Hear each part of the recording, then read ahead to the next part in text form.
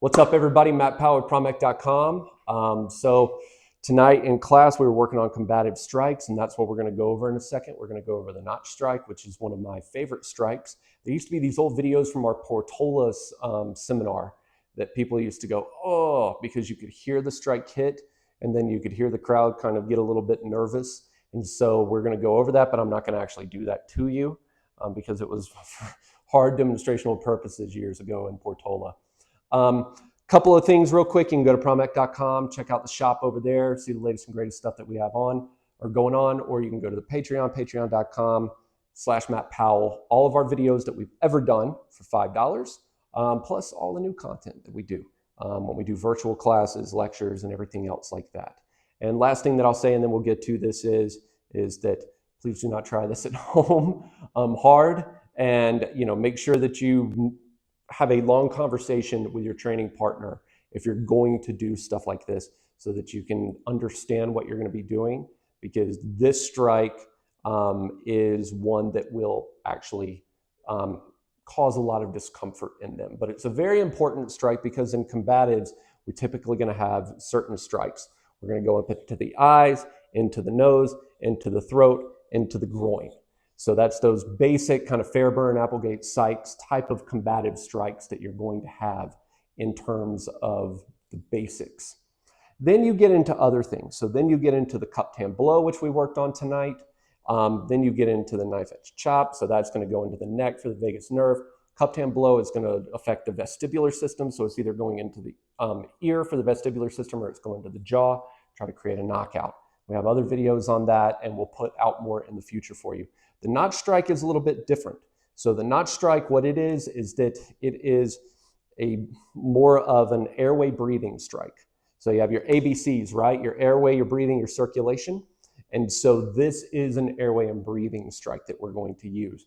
So instead of trying to hit into the throat or into the throat like this is a lot of telegraphing. If I have to take that strike and actually hit somebody up there, or I have to hit into there, I might not have, in terms of space and close quarters, or depending on the situation, you're law enforcement, military, and so forth, you may need violence of action that is very, very rapid in a close quarters situation where you have to very quickly get somebody focused on something other than you. And the best thing for them to focus on is trying to get their vision back or trying to catch up with their breathing. So what we're going to do is we're going to take our hand, we're going to put our hand like this. So we're going to have it extremely rigid, so you can kind of see the way that I've positioned it here. So we've got our hand like this. It fits very nicely right into that jugular notch right in there. And so you can feel it on yourself. You can push in there. So there's two things with this. You can either climb the body based off of it. We have a whole video that you can check out on Patreon about climbing the body. Or you can use it to control somebody by reaching in there and pulling down on that in the top of their chest and their rib cage. But what we're going to be doing is striking into it.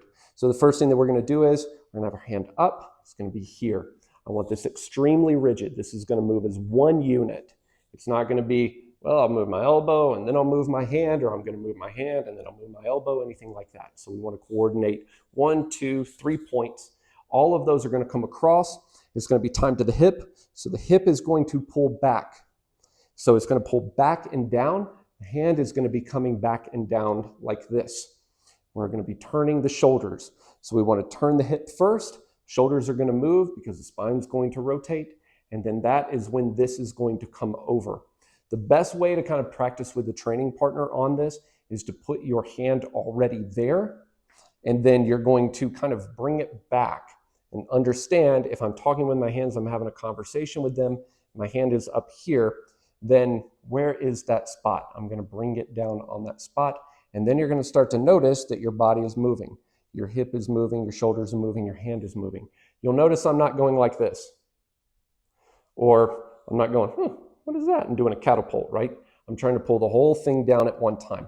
So then what is going to happen is that I'm going to come down here. Hip's going to come down, all this is going to come down, shoulder's going to be coming down into there. You okay? Mm-hmm. That's where it's going to be. So it is one rigid movement coming down into there. Now, let's say that their chin is down or their chin is up or something like that. You can push it up and then come down on it. If they have a hand up, you can push it down and then come in. Do you feel that? So that is, I'm moving it down and I'm bringing it straight across into there. Can you see where that is when you're filming, how it's coming across? Come in a little bit. Get closer on our attractive faces and these bodices. So that is here coming straight across one unit into there. Versus the head is up, we're having a conversation and coming down on it. So it's multifaceted in the way that you can use it. Tonight, we mainly worked on this movement right in here, coming down on it. But if the hands are up, I can drive straight across. So in this situation, I'm locking everything down. The hand is rotated out, and I'm trying to get it as rigid as I possibly can. I'm going to push forward. The hip is going to, if you can see the hip is going to push forward there, into there. Make sense? You feel it? Oh yeah. So that strike, the hip is moving forward. It's tied to the elbow. This hip is moving back. And then I'm moving everything as one unit into there. So that hand is up. Boom. That's where I want it, because then I can start to work versus conversational situation, boom, and I'm coming down on it. So those are some of the things that you can work on. You know, if you have to use it, let's say that an upper grab has happened up into here. So I've moved off of it, boom, and I'm going into it. I'm not opening up and doing that.